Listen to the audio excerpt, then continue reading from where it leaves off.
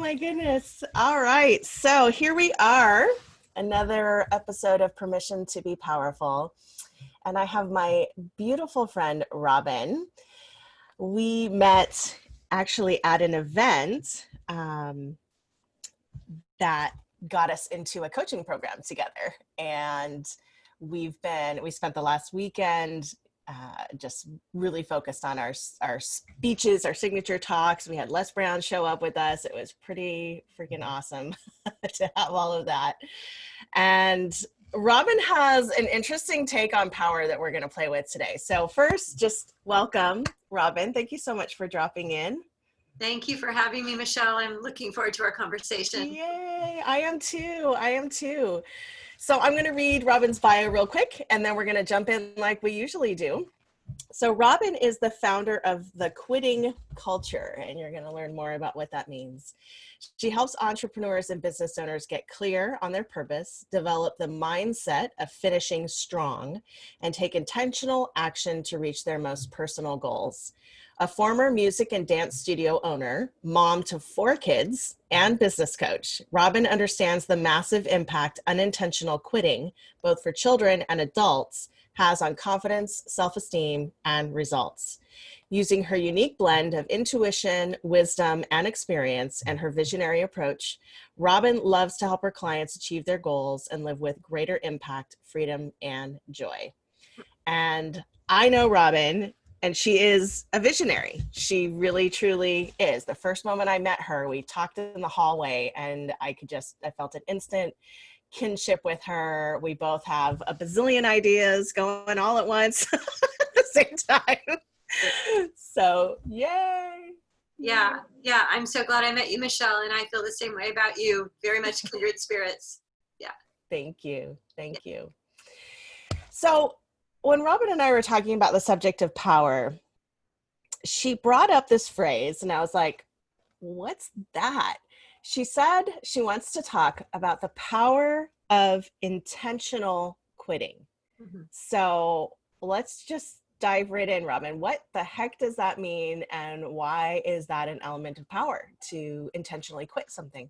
Yeah, I'm happy. I could talk about this all day long. So stop me if you need to. So I can give you my backstory, but if I just want to cut to that for a moment, the idea is we say yes to all kinds of things, and we do it for any number of reasons. Some are great reasons, some are not so great reasons, but women tend to say yes to a lot of things, and we're great at handling that. That's kind of the way we're made, right? As mothers, we have to do tons of things. And so we say yes, but we are not necessarily checking in to see if those things are actually aligned with our bigger purpose, with what we really want to do. And so what happens then is a lot of times we just slip away from those yeses. We just distance ourselves, or time goes by and we're like, yeah, well, they didn't really need me anyway, so I'm just not going to show up there, or that's not convenient, so I'm just going to slip away from it. So that's unintentional quitting. Like, you didn't make a determination, I'm not going to do that, and let the person know, or yourself. You just kind of like slip away, right? And so when we do that with ourselves, when we have broken promises, commitments, agreements with ourselves, we create a lot of damage in our own psyche, really. What happens for us, we become confused. We want to isolate ourselves. We often won't, we ignore it. We try and distance ourselves, but we lack confidence. We can become isolated. We can become depressed. And then when we break commitments or promises or agreements with other people, now it's not just us that's on the line, it's the relationship that's on the line. Right. So that unintentional quitting can cause all kinds of damage. And the other part about it, it just steals our time and energy too. Well, I was going to say, what was immediately bubbling up for me is kind of when we talk about abundance mindset and manifestation and things like that there's no room for anything to actually come in, because there's all these like niggly danglers that are just like off in leaking our energy everywhere. Like, that to me is the biggest piece that I've noticed for myself is I have a money coach, and we had to do our go through everything and find your money leaks. And it was just like unbelievable, like a yoga subscription that I got 2 years ago that I have looked at one time. and that energy just floating away, and like, what's left for me if I've got all of these loose ends? I Yeah, love that. absolutely. They're open loops. That's how I see them. And what happens when you have an open loop is that it lives in your brain as live. It's just still present. It's there. It's not closed. It's not resolved. So those open loops of unended commitments, promises, and agreements with self or others, those are the things that wake us up in the middle of the night. They distract us. We might not think of something for a year, and then suddenly we're like, oh my gosh, I never finished that thing, right? And so I have some ways of dealing with it that have totally freed me to not live in this space of distraction, fatigue, overwhelm, just the energy drain that all of those open loops eventually put on us. It's actually quite stressful, and we don't even know that's what it is. We have no idea. Tell us a little bit about how you discovered that. Like, what is it in your own, my firm belief is most of us as business women who get into entrepreneurship are often teaching what we seek to master, right? We've had our own experience with it. We want to share our journey with others so they don't have quite as bumpy a road as we had in getting there. So what is it in your own life that made you really want to take a look at this, both like the quitting aspect, but also the reclaiming of your energy by making a decision? So it's a bit of a story, so I'll be as brief as I can. I'm going to back it up because about a year and a half ago, I launched a program called Raising Quit-Proof Kids. And it's all about how really children gain confidence through completion. And we're activities. Okay. And I can tell you more about that because it's kind of fundamental to how I got here. But what I realized from having my own kids, my experience of my parents not letting me quit, my experience with my own kids wanting to quit and how I learned how to deal with that. And then having a studio with thousands of students over, 2 decades, I watched this phenomenon over and over and over again. So a child enrolls, the parents haven't given a lot of thought to it. They've just been like, oh, let's go to this cool activity. And at some point, because it's just human nature, people want to quit, right? Kids want to quit. It could be at 2 weeks, at 5 weeks, at 5 months for any or no reason at all. And parents are like, oh, if my child wants to quit, something's wrong. Right. So we'll just quit and we'll try something else. But what happens is that a child maybe just wanted to see if their parents would let them quit. They're just having a bad day. They're just in a valley. And it's not really with any kind of reason or thoughtfulness. They just want to quit. And and they make it uncomfortable, right? They have a fit. Right. It's usually not like, Mommy, I want to quit. It's usually like, it's very, very, very unusual to have it be a sweet request. So parents then take them out and then they try something else. And at some point they want to quit. They've never achieved a goal. And so I tell parents, be present with your child, number one, so are they safe? Is this really where you want them to be? So be present when you make a choice, and then determine if you want them to achieve an outcome or if you want them to stay for a duration. Either one of those is fair. So if you say, we're going to stay through the semester, or we're going to, swimming is 6 weeks, we're going to finish the 6 weeks, whatever it is, because then there's a sense of, oh, I did it, I finished it, or I reached that goal.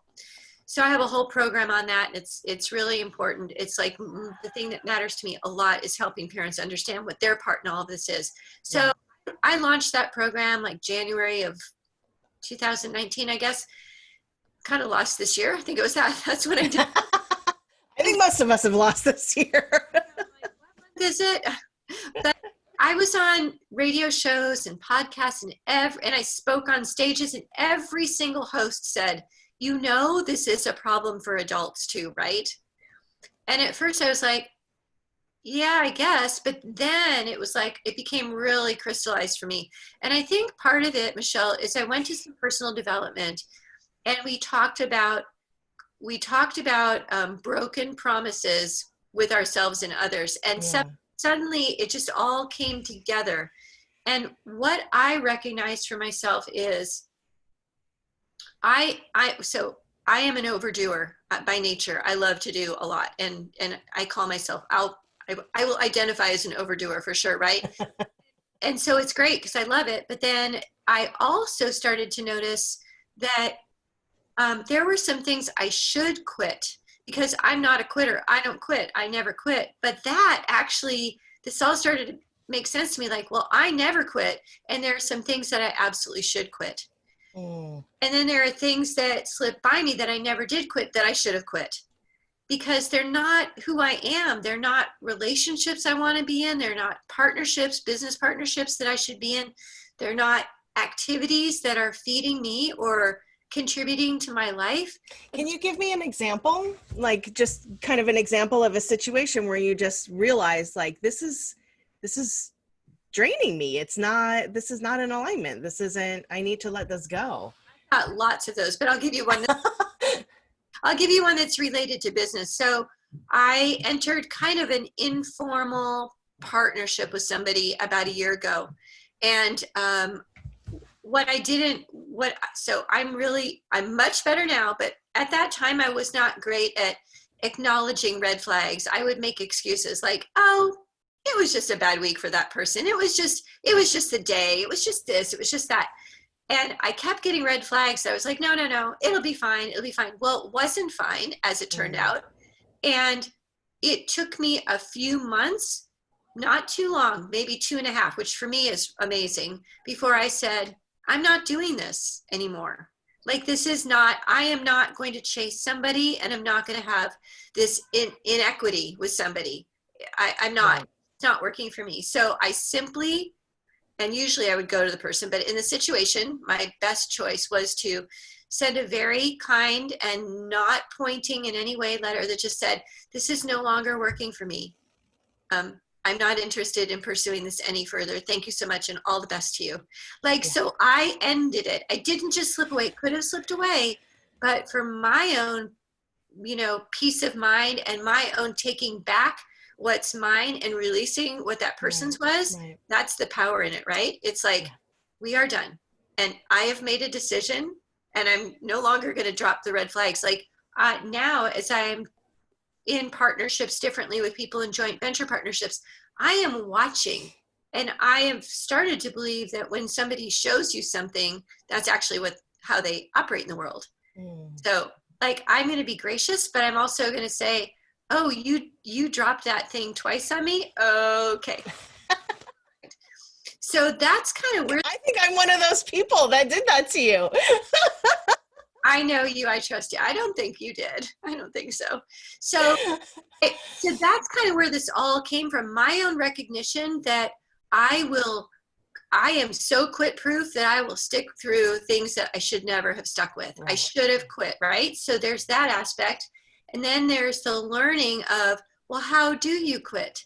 How do you break your word with yourself or others and not suffer great damage and not do damage to relationships? I love to tell people and help them with those steps so that they can let themselves off the hook or accountably quit things with other people that just don't serve them anymore. Yeah. It's so fascinating, because I think, you did hit something earlier about just women in general with our tendency to take things on and, like you said, kind of slip out the back door so we don't cause a fuss or we don't cause a confrontation or ruffle feathers or whatever it might be. And I think, as we're coming into this, I've heard a couple of people say that, like, we're in the age of integration. Like, this is the stage in our development as humans where we've been on the poles, and now it's time to bring all of this stuff together and find this messy middle that we're all so afraid of. That's actually where all of the juice is, where everything lies. And one of those things is that men, in general, tend to be pretty darn good at setting boundaries, asking for what they want. And one of their frustrations with the feminine is, I don't know, maybe, are kind of hemming and hawing to protect people's feelings, when what they really want is clarity from us. They really want us to just say, this is how it is.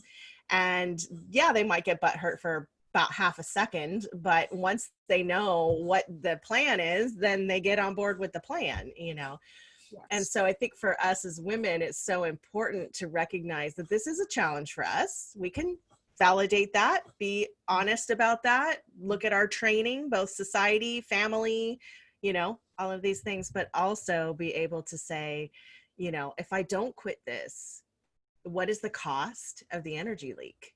Yeah. What is the cost of me having this, all these unraveled things out here? They could get caught in a fan. I could trip over them. Like there's all these things that could happen if I don't close this loop. And can I get through that discomfort? It's, as a therapist, that's probably the biggest skill that I teach, is how to just tolerate discomfort. We seem to think that when we feel uncomfortable, something is desperately wrong. And I think this is actually what happens for kids a lot with quitting, and adults with quitting, is something makes us uncomfortable and we can't tolerate the distress of that discomfort. So then we go into, well, this must not be for me. I just, I'll go do something else. Right? 100%. And in my program for kids, for parents, is that we are uncomfortable with our kids' discomfort. And so rather than be willing to sit with it and perhaps learn how to intentionally ignore it, not get all emotionally involved in their discomfort, so a child says, well, my daughter Ava, when she was 11, said, Mom, she probably didn't call me Mommy, Mom, I don't want to go to piano anymore. I'm a dancer. And she was at my studio, 5 days a week. So we were home getting ready to go to the studio. And she said, I don't want to go anymore. And I said, okay, Ava, let's sit down. So we sat across from each other. And I had learned this skill by then. So we sat across from each other and I said, okay, tell me everything. And she gave me her laundry list of, I'm a dancer, I'm not a pianist, I want this, I don't want that, blah, blah, blah. And when she got done, I said, okay, great. Thank you so much for telling me, grab your bag, we leave in 10 minutes. And I left the room. And I saw her as I left and she rolled her eyes and crossed her arms, right? But she didn't get an emotional reaction from me. So we did not have an all out falling apart, because I've learned that my emotion feeds my kids' emotion. Right.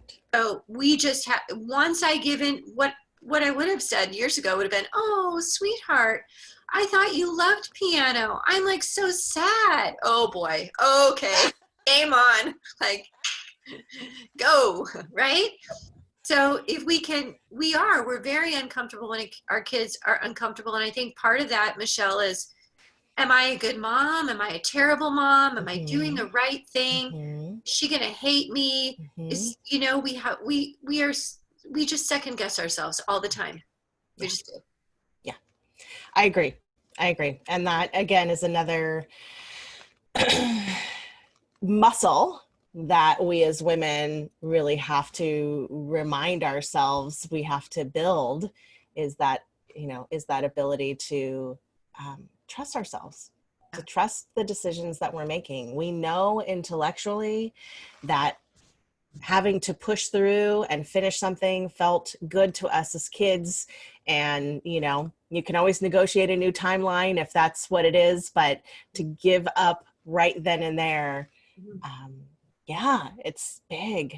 It's big. It gives a lot away. And, so it happens to kids and then it happens to us. And, what I see over and over again is just the lack of confidence for kids, for sure. I can, because I lived in a small town of like 5,000 people when I had my studio, and we had about 500 kids enrolled, right? And this, I just watched it over and over again. What I saw was, I coached my parents on the long-term relationships, peaks, valleys, and plateaus that last for short, medium, long times, always changing.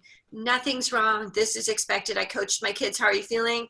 I'm loving it today. I'm okay. I don't love it. Okay. No matter what you say, it's normal. It's fine.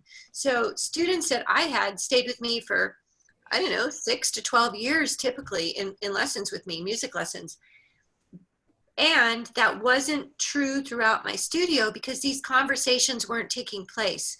A lot of other parents did not. It's really hard to have that conversation with dance parents, because they're not coming into the classroom, right? They're watching from the foyer. Right. Started doing things differently several years into it, with, indoctrinating them into this understanding.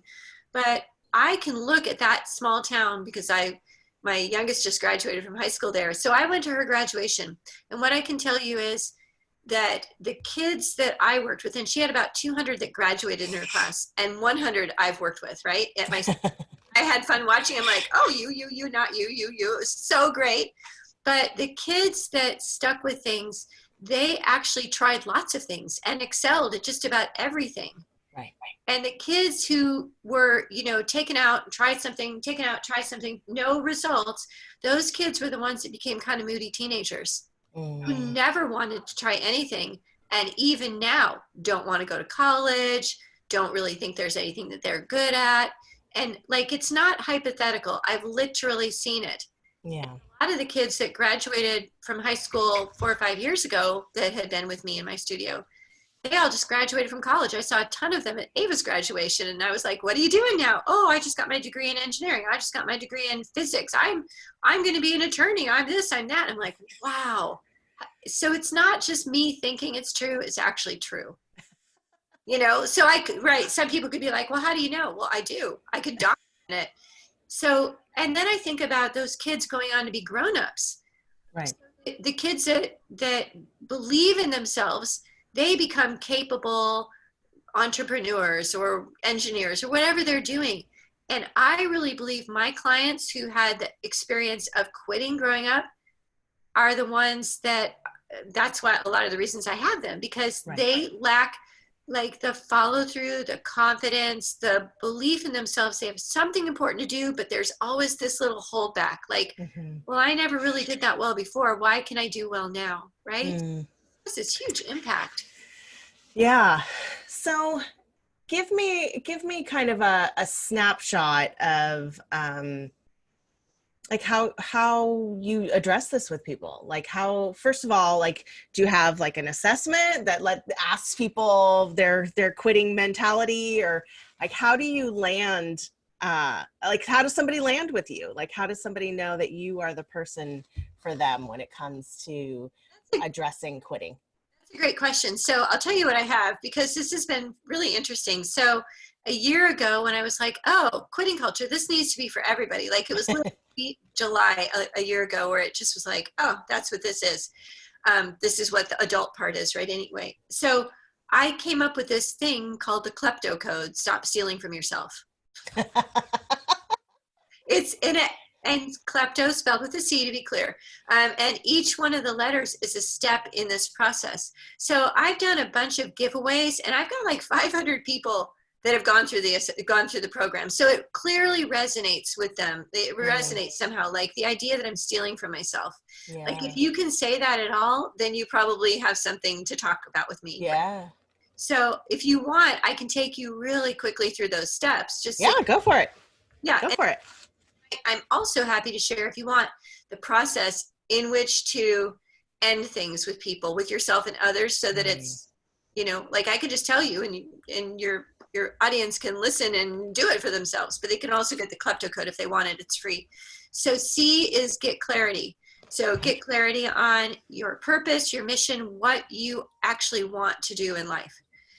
So that, whatever process you use, I have one, but there are lots of different processes to get clear.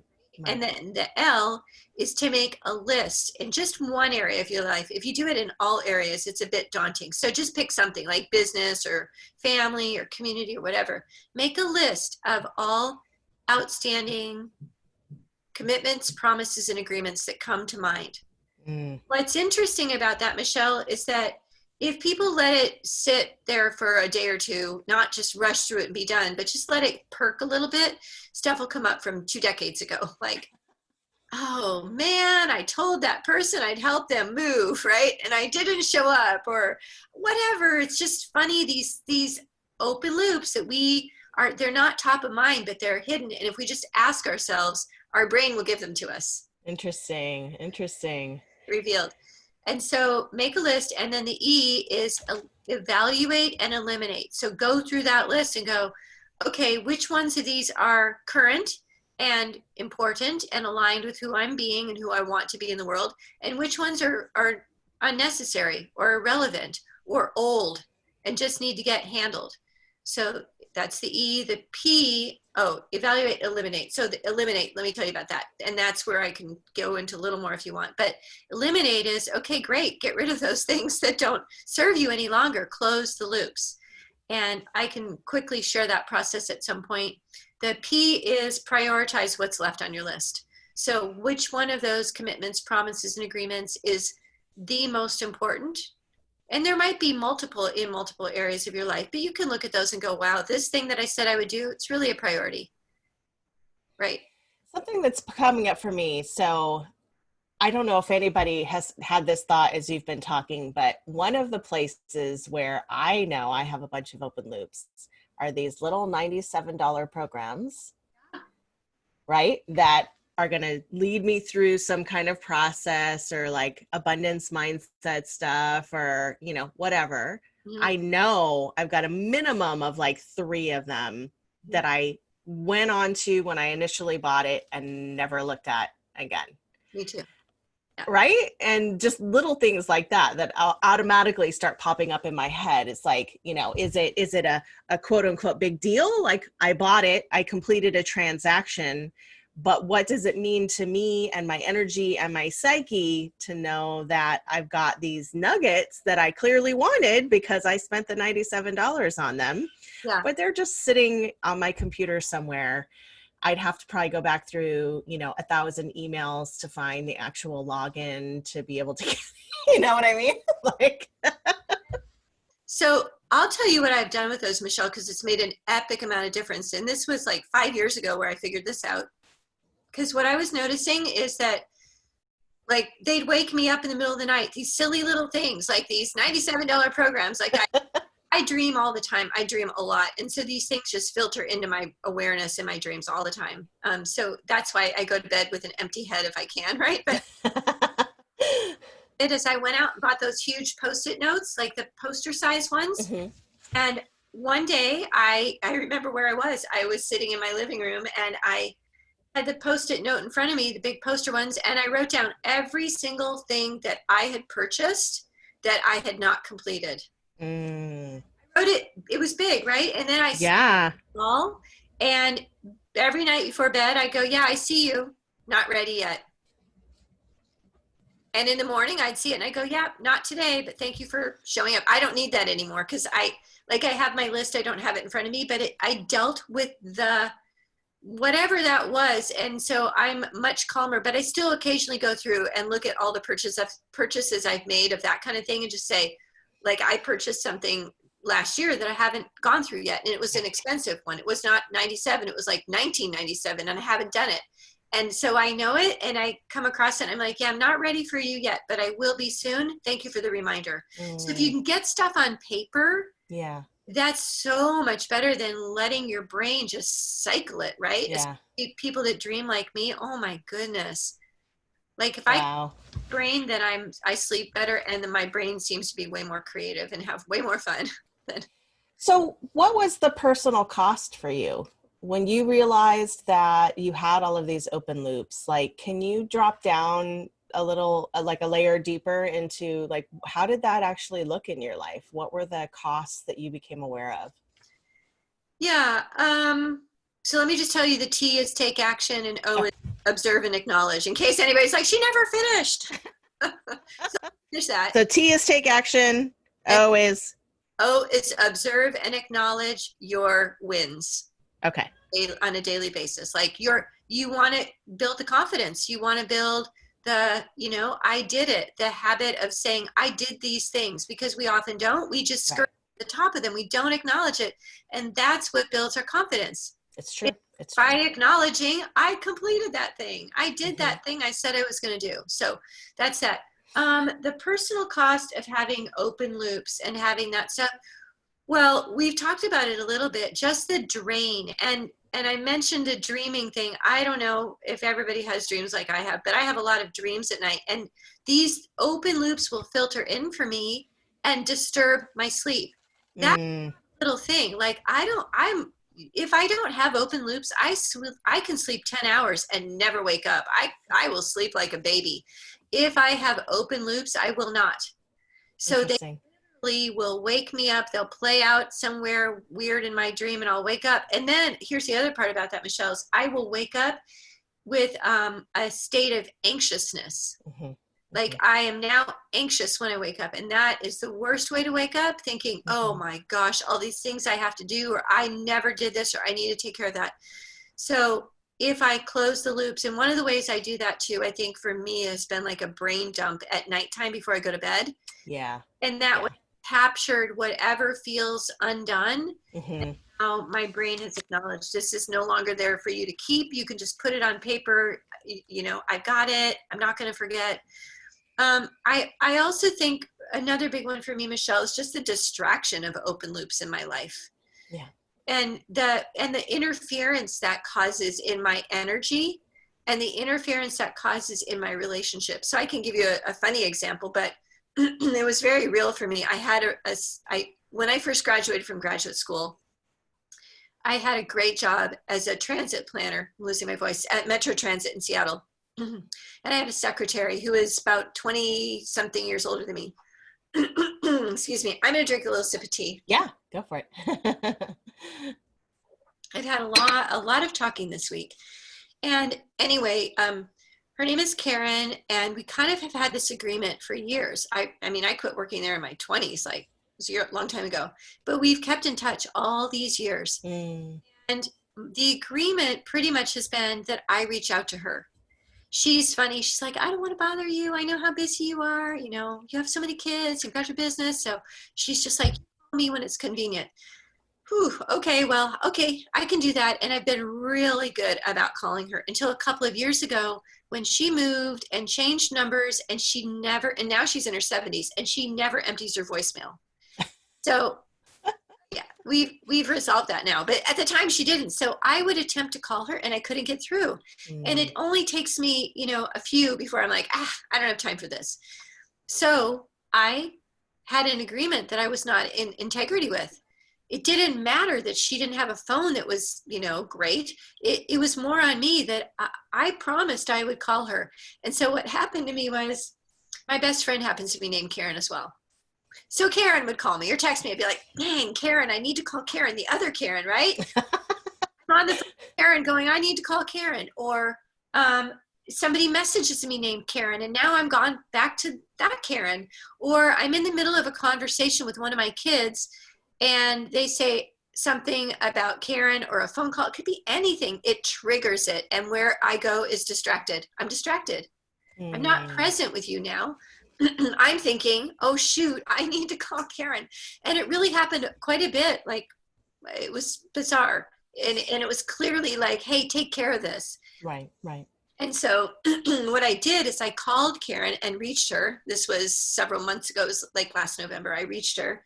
And she was like, oh, Robin, I'm so delighted to hear from you. I'm like, she's like, I thought you had decided never to contact me again, right? That was the, and of course not, Karen. I said, I just haven't been able to get through to you. And by the way, you need to set up your voicemail and I can help you. Like, I didn't want to say that was a reason, but I just said, I've had a hard time reaching you, but here's the deal, Karen. I want to apologize because I did not keep my word. And the impact that's had on me is that I am frustrated and I'm avoiding you. And the more I avoid you, the worse I feel. Yeah. The impact that it's had on me is I feel bad. And now I don't even want to talk to you because I'm embarrassed. And she then was able to say, oh my goodness, you know, thank you for telling me about my voicemail, but thank you for telling me what's happened. And so then I said, can we create a different agreement that would make this easier for me and make it more enjoyable for both of us? Yeah. And so we came up with a new agreement, which is now I call her and she calls me anytime she wants to. Take the don't call me off the table for whatever reason it was there. Just call me, pick up the phone and call me, and I will call you. So that, and so guess what? I don't, unless I'm talking about her, she's not top of mind. She's not, when I talk to my girlfriend, Karen, I'm not like, oh shoot, Karen, it's all gone. Now I'm more present with Karen.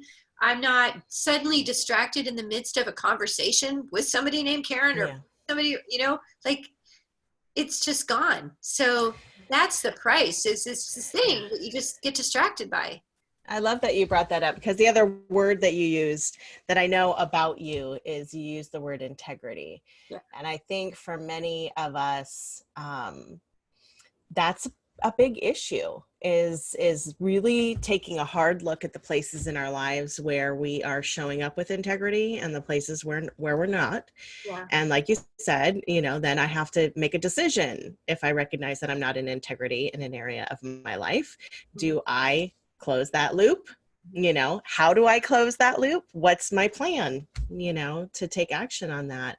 And I love that acronym. I'm already like thinking in my head, this acronym of the klepto, because the taking action piece, I think, is a missing link for so many people. Mm-hmm. It's like if we just imagine, it's like this whole manifestation thing, right? If we just imagine it's true, it'll happen. No, you still have to take the action. You still have to be checking your bank account every day. You still have to be making those phone calls or reaching out or doing whatever. The action piece is necessary.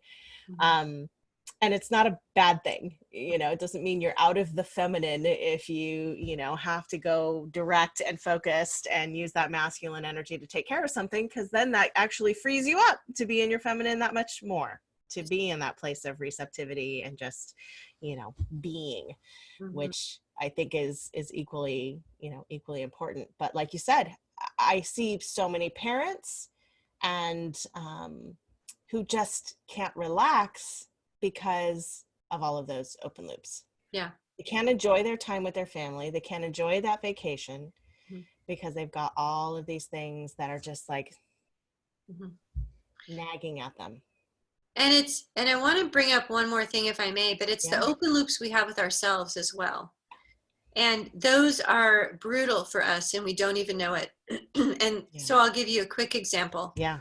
So last September, I said, I'm not eating sugar anymore because I just do better if I'm not. And so I did great up until March 12th, when I had just flown up to Canada with my daughter. We were going to an event. I was on the team. She was attending. It was a big deal. And we were there for like 4 or 5 days. And 45 minutes after we landed, I got a call, go home. And I didn't even want to tell her, right? I was like, oh my gosh. And so I told her, and we had to figure out how to get back from Calgary to Seattle. And so that night we said, let's go to the store. So we took a cab and we went to the store and we bought stuff. And I bought caramel M&Ms, which I'd never had before. They just looked good. Oh my goodness, they're so good. I did not know. And there I was, the next day I'm like, whoa, you just ate like a bag of caramel M&Ms. What? That's crazy. You said you weren't eating sugar anymore. And in that moment, I recognized that this could go 2 ways. Either I could beat myself up over, I need sugar. Like, oh my gosh, you do this all the time. You start something like, don't eat this or do eat that, and then you don't do it. Look at you. You're always doing that. Okay, that's one way. It could have really easily have gone. But I know better now. So what I did instead is I had these conversations with myself. I imagine other people might talk to themselves, and it's weird. But I was like, okay, Robin, that's really interesting. Look at you. You decided to eat sugar, and it was really good, and you enjoyed it. So what's the plan? You can keep eating sugar and make that your new decision, or you can go to the other one. And I decided I was going to keep eating sugar. That was it, plain and simple. And I was like, okay, you're off the hook. Eat sugar. At some point, you will make a new decision. Until then, God bless you. Eat sugar. Have a great time. Here's the thing, Robin. You are bringing up something that is pivotal. So I've been a therapist for 15 years. Learned a crap ton of techniques. I've got a shitload of stuff back here in the tool bag, right? Yeah. But the one set of tools that I rely on the most, both personally and with my clients over and over and over again, is exactly what you're describing. It's a series of skills in dialectical behavioral therapy, or DBT. And the whole idea is you face reality as it is. You take out the story, the future projection, the past association, and you stick with what's happening right now. You notice the judgment. You don't pretend it's not there. You just notice it, like, oh, I notice I'm having a judgment about the fact that I ate sugar, and so basically what it is we have our emotional mind, we have our reasonable, rational mind, and then a step back and above is our wise mind. Right? And our wise mind, we can't access it until we've done the work to really figure out what's happening to these two. right? So I'm having an emotional hit. I'm feeling disappointed in myself that I ate that sugar. All right, and then I come over to my reasonable mind, like, does it make sense that I feel this way? Well, yeah, I made a commitment to myself. I broke that commitment. That feels kind of crappy, so it makes sense that I would feel disappointed. And okay, so now that we know that we're disappointed, like, is there anything else, any other judgments that are coming up? Okay, no, all right, that's the big one. It's just, I don't want to be a quitter. And then I step back into my wise mind, and that's where I'm in that place of, like, I see the bigger picture, and then I'm like, okay, so what are we going to do about it? Mm-hmm. And that place of recognizing that we're always in choice, always. Yeah. But we have to either calm the emotional center so we can access that reasonable, rational part of our mind, because we could easily be in here too. I know people who are out of touch with their emotions, right? It's all about the logic. That's not logical, and they don't bring in any emotion to the equation, and that's equally difficult for us. But yeah, reducing the judgment, mm-hmm. stating the facts, mm-hmm. and then making a plan. What do I want to do with this information? Because rarely, if we consciously think about it, do we actually want to beat ourselves up for it. Well, it's just, what's the point, right? But that's what we do. Right. And so I just, my words for it is let myself off the hook. Uh-huh.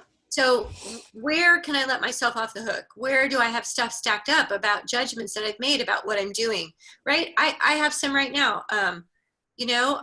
I used to be a workout fiend. I taught fitness for years and years, and I haven't been. And, I've not been eating well. I've been eating sugar. I've been drinking wine. I've been not working out.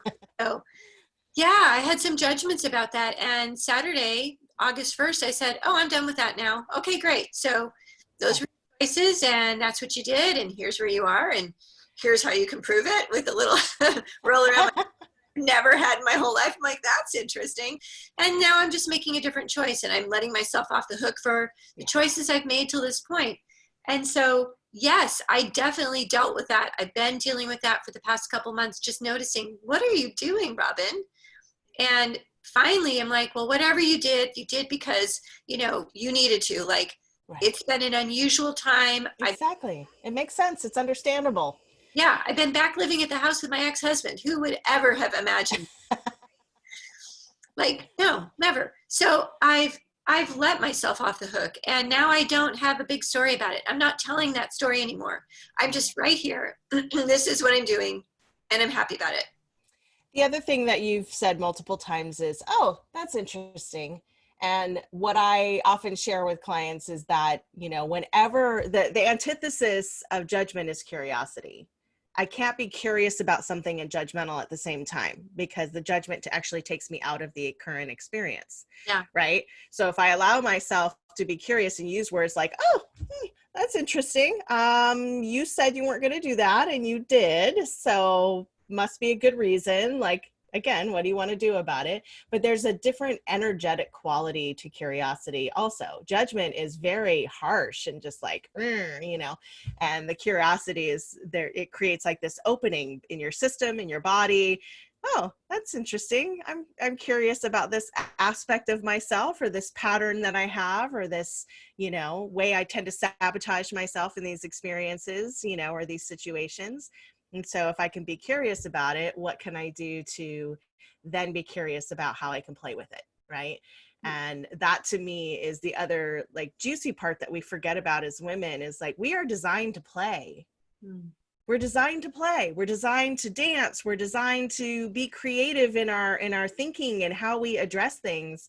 And we get it locked into this, like, I'm an adult now, kind of energy, which is bullshit. It actually doesn't help us. It's like, yeah, we got to do the adult thing, but we can also do it with some fun, some curiosity, think outside the box, get other people. That's what I love about some of the stuff that you do around the masterminding, right? It's like, how do you get other people involved?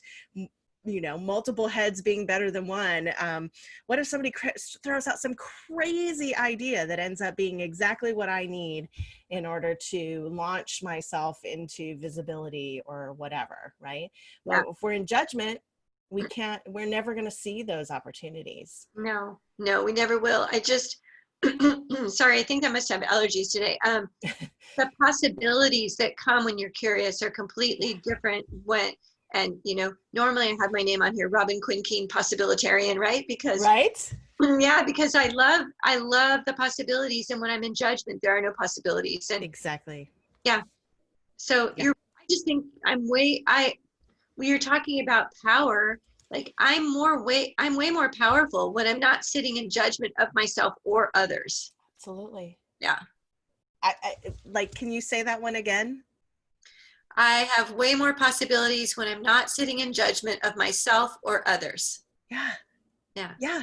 Judgment closes the door. Mhm. It closes the door and fills it with a bunch of icky shit that we just don't need. You know, there's it's like the difference between guilt and shame, right? If I do something that I feel guilty about, like guilt is a useful emotion. It tells me I probably shouldn't do that. You know, it points me toward my integrity. There's a lot of opportunity if I feel guilty about something. Mhm. But shame is useless. Shame indicates that I am what's wrong, Mhm. not a decision I made, not a choice that I made or a situation that I was in, that I am wrong. Mhm. And that's so damaging. And we can easily, especially when we're in judgment, slip into shame rather than guilt, Oh, sure. right? Absolutely. And that, ending things with other people, if we're not prepared. So just back to the klepto code for a minute. Yeah. I tell people is you need to, if you're going to end something with somebody else, if you're going to clean it up, you need to be prepared to do that. Yeah. Like just walking into a situation without the words, without the attitude, without the space of being that you want to be in when you get there, you can end up in shame and guilt and all of that. However, if you walk in, have it with some planning of, okay, what was the impact this had on me? What would look, if my goal is a win-win, what am I willing to consider that would create a win-win? And it could be end the relationship, end the thing, end the agreement, whatever, or it could be a new version, a reframe of the thing. Right. But the place that it's easy to go, depending on how somebody responds to you, could be to guilt and shame. Right. So we need to be prepared for that, but we also need to be believing that the best will come from us ending this thing, even if it's hard in the moment. Yeah. We're now free from the judgment of ourselves. And really fast, I know we need to end quickly, but one of my friends, I did this kind of a conversation with a bunch of people for her 3-day workshop, and she talked about being on the other end. She calls it the unspoken broken. So the person on the other end of your conversation, they may not be prepared, and so they may not respond the way that you expect them to, but that's because you surprised them, right? Right.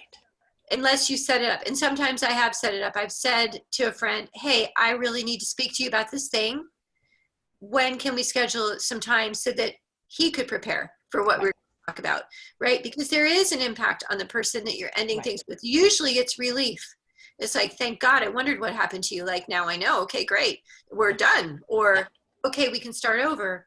But it's just that we haven't really talked about that. I know we're out of time, but consider your timing when you talk to somebody, and be prepared for what the possibilities could be in that meeting, because you don't want to go to guilt and shame.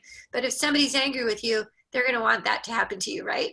That's what they're going to wish for you. I want you to feel Yeah. And that's another core piece is, when we have these conversations with people, like you said, we've got to know what our agenda is, right? Like, what is our purpose? I use why am I talking?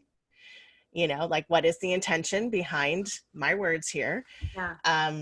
But it's also that people are allowed to have their feelings, and that often for women, it's like you were talking about with the kids, we get uncomfortable when other people are uncomfortable. And sometimes that's what needs to happen. It makes sense that they're having an emotional reaction or response to the situation as we're presenting it. It doesn't mean that anything is wrong. It doesn't mean that things are destroyed. It simply means that somebody is having a feeling. And it's actually an opportunity for us to acknowledge that. Like, I can see that my words, touched you in this way, or I'm noticing your tears, can you tell me what's happening for you? But it's, I think what you said is so important. There is some prep work that has to happen before we enter into some of these difficult conversations. And, you know, energetically with our actual goal, you know, like I remember being in court, and one of the people who was coaching me in court was like, you have to be a broken record. So what is your broken record? Like, what is it skipping on? So that whenever the conversation gets derailed or the other person starts going off over here, you can bring it back to, so we're not talking about that. This is the subject we're talking about. You know, like this is where we're, you know, and that can happen too when people are having their feelings. It's like we can be present to that and witness that, and we can bring them back to the subject at hand. Yeah. And you know, a lot of these things that are outdated, they're just cleaning it up with somebody, and it's over and done. As far as for now, it's really done, and you're really off the hook and they're off the hook. So a lot of these older ones are just easy to say, hey, you know what, I promised something and I didn't do it. I want to apologize. Yeah. Impact it's had on me is I haven't talked to you in 20 years. Yeah. And half the time I know when I've done that, people are like, oh, I totally forgot about that. And that's fine. I needed to close that loop on my end. You know what I mean? It's for me. It's for you. It's not for others. It's really for you to be operating from the cleanest, clearest place with the most power and the least distraction. Beautiful. Yeah. So as a closing statement, in your experience, in the work that you do with others, where do you see the biggest power leak with the women that you work with? I think the biggest power leak is in the overcommitment to things that have nothing to do with what they're really wanting to do in life. Okay. Yeah. And then what is the antithesis to that? So if the issue is overcommitment and you were to just like nail it down to a nugget, what is the antithesis of the overcommitment? Mm-hmm. I think the antithesis is focus on the one thing that you want out of life. Not 100 things. What's the one thing that you're really going for? And focus on that. Singular focus, right?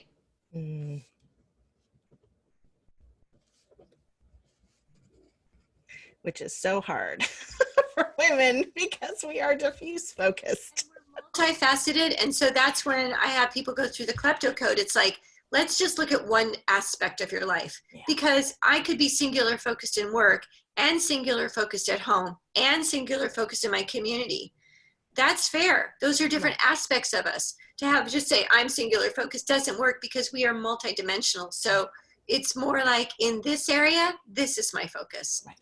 In this area, this is my focus. And like you said, then we can complete, right? And we're not quitting it, we're completing it.